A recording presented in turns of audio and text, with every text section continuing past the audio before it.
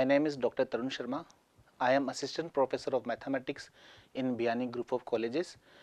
Today I am going to discuss about the theory of simplex method. In the theory of simplex method, we will discuss the general introduction about simplex method कि हम simplex method में कैसे starting करते हैं, क्या ज़रूरत होती है simplex method को यूज करने की और कौन से वेरिएबल्स होते हैं, कौन से रिक्वायरमेंट वेक्टर्स होते हैं, कौन से प्राइस वेक्टर्स होते हैं। तो देखिए जनरल जो स्ट्रक्चर होता है हमारे पास में क्या होता है, देखिए एक ऑब्जेक्टिव फंक्शन होता है। एक ऑब्जेक्टिव फंक्शन होता है, कुछ उसकी कंडीशंस होती है जिसे हम कंस्ट्रेंट भी बोलते हैं, और हमारे पास कुछ नॉन नेगेटिव रेस्ट्रिक्शंस भी होते हैं। तो यहाँ वन बाय वन सबको डिस्कस करेंगे। हमारे पास में है जनरल लीनियर प्रोग्रामिंग प्रॉब्लम के लिए स्ट्रक्चर दिया हुआ है। देखिए यहाँ पे हमारे पास में ऑब्जेक्टिव फंक्शन यानी हमारा उद्देश्य क्या है, हम क्या करना चाहते हैं। तो हमारा ऑब्जेक्टिव फंक्शन जो यहाँ पे है वो है कि किसी फंक्शन जेड को ऑप्टिमाइज करना। देखिए वर्ड ऑप्टिमाइज का मतलब हम मैथमेटिक्स में दो तरीके से लेते हैं। ऑप्टिमाइज का मतलब है किसी चीज़ को रेगुलेट करना, और रेगुलेट में दो चीज़ होती है, या तो मिनिमम करना किसी चीज़ को या उसको मैक्सिमम करना। तो यहाँ हमारा जो ऑब्जेक्टिव होगा, हमारा मेन ऑब्जेक्टिव जो लीनियर प्रोग्रामिंग प्रॉब्लम का वो होगा या तो मैक्सिमम प्रॉफिट लाना और मिनिमम कॉस्ट को फाइंड करना।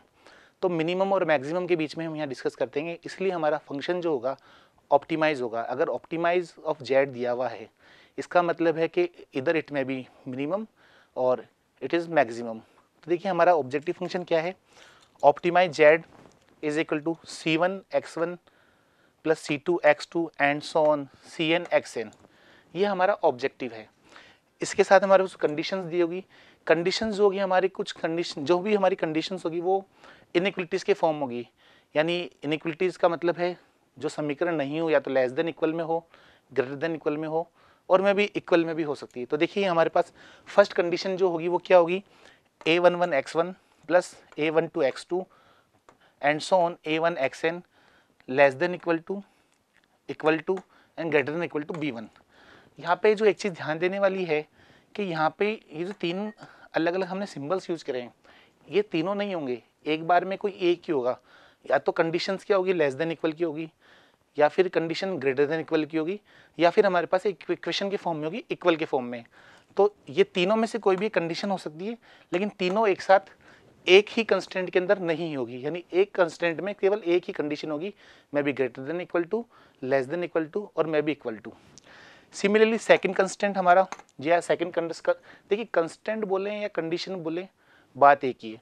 तो सेकंड कंडीशन हमारी क्या होगी, a21x1 plus a22x2 and so on a2n and less than equal to greater than equal to b2। Similarly जब हम mn सिस्टम के लिए बात करते हैं तो हमारे पास में फाइनल इक्वेशन बन के आ जाएगी इस तरीके से।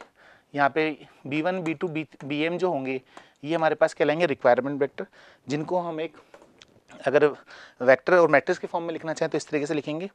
यहाँ पे जो एजे होंगे a11 a12 इस तरह के जो ये हमारे पास दिए हुए हैं, ठीक है, ये हमारे पास में क्या कहलाएंगे, एक्टिविटी वेक्टर्स कहलाएंगे।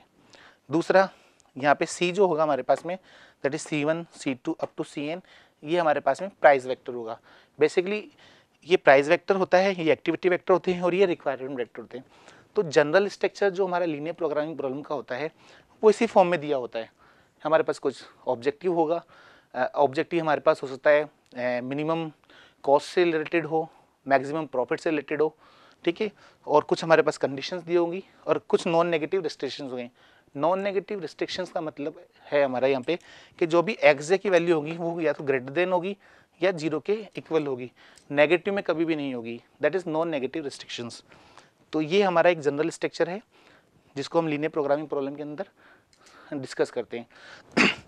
अब बात आती है कि लीनियर प्रोग्रामिंग प्रॉब्लम में सिंपलेक्स मेथड का यूज़ क्यों हुआ। पहले तो बात करते हैं लीनियर प्रोग्रामिंग प्रॉब्लम यूज़ क्यों होती है। देखिए अगर हम बात करें तो ये बहुत पुरानी बात है, अराउंड सेकेंड वर्ल्ड वॉर में जॉर्ज बी डेंचिंग थे और उनके कुछ सहयोगी थे मार्शल वुड्स वगैरह, जो कि ब्रिटिश आर्मी में एक मैथमेटिशियन थे।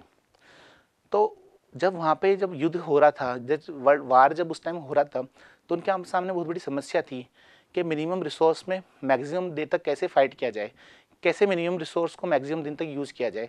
अब वो रिसोर्स में हमारे पास फूड से रिलेटेड भी हो सकता है, फूडिंग भी हो सकती है, वेपन्स भी हो सकते हैं, मेडिसिन भी हो सकती है, मिलिट्री वेपन्स वगैरह कुछ भी हो सकते हैं। तो बेसिकली ऑपरेशन रिसर्च के अंदर हम इस चीज़ों को पढ़ते हैं।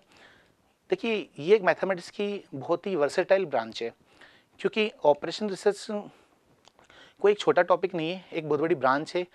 इवन हम बात करें राजस्थान में और नॉर्थ इंडिया के अंदर तो इस पर बहुत बड़ी रिसर्च भी होती है। इवन आईआईटी दिल्ली हुआ, राजस्थान यूनिवर्सिटी हुआ, और कई भी ऐसे इंस्टीट्यूट हैं जहाँ पे भी इसको अपन इसकी बहुत बड़ी रिसर्च वगैरह भी चल रही है। तो ऑपरेशन रिसर्च जो है बहुत बड़ा टॉपिक है, जिसके अंदर हम कॉस्ट को देखते हैं, मिनिमम कॉस्ट मैक्सिमम प्रॉफिट निकालते हैं, और भी है जैसे ट्रांसपोर्टेशन में हम ट्रांसपोर्टेशन से रिलेटेड प्रॉब्लम को सॉल्व करते हैं। फिर असाइनमेंट प्रॉब्लम भी आती है कि किस एफिशिएंट व्यक्ति को कौन सा कार्य दिया जाए जिससे वो कार्य बहुत अच्छी तरीके से हो। तो डिटेल में हम और भी होती है, फिर गेम थ्योरी होती है, आगे डायनामिक प्रॉब्लम भी होती है। डिटेल में हम डिस्कस करें तो बहुत है। अच्छा, इसका यूज़ कहाँ कहाँ होता है, कौन कौन से कोर्सेज के सिलेबस में इसको पढ़ाया जाता है? बेसिकली बीएससी के अंदर, बीएससी राजस्थान यूनिवर्सिटी के सिलेबस में बीएससी फर्स्ट ईयर में इसको पढ़ाया जाता है।